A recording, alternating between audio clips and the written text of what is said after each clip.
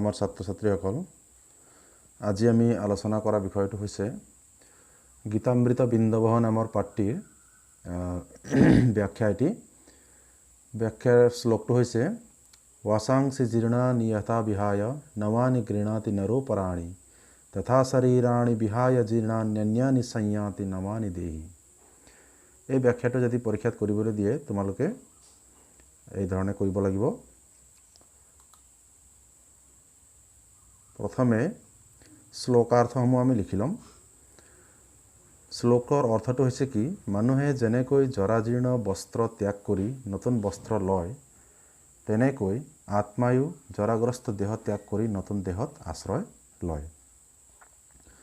প্ৰসংগ প্ৰস্তুত উপৰোক্ত শ্লোকফাঁকি আমাৰ দশম শ্ৰেণীৰ সংস্কৃত পাঠ সংগ্ৰহৰ অন্তৰ্গত চতুৰ্থ পাঠ গীতামৃত বিন্দবহৰ পৰা তুলি অনা হৈছে।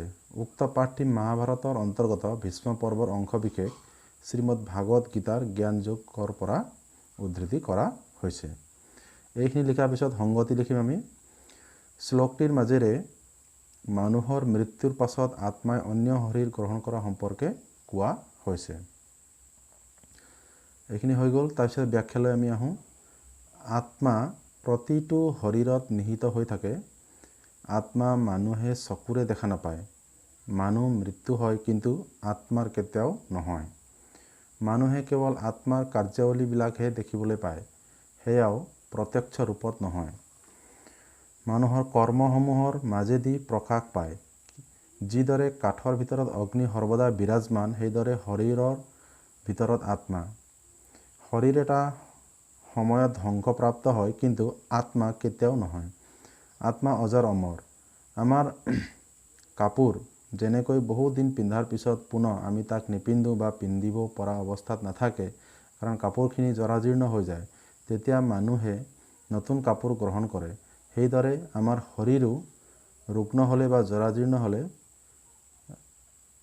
আত্মাই আমাৰ শৰীৰ এৰি নতুন শৰীৰত আশ্ৰয় লয়। তো এইখিনি হ'ল ব্যাখ্যা।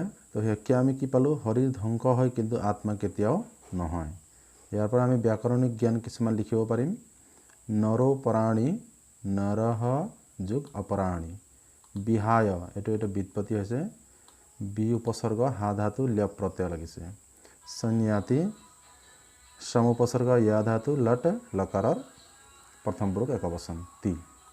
গৃহণাতি গ্ৰহ ধাতু লট লকাৰৰ প্ৰথম পুৰুষৰ একবচন তি। ঠিক আছে। তো এইখিনি আছিলে ব্যাখ্যা। তোমালোকক যদি দৰকাৰ হ'লে ইয়াৰ পৰা লিখি ল'ব পাৰিবা। ঠিক আছে।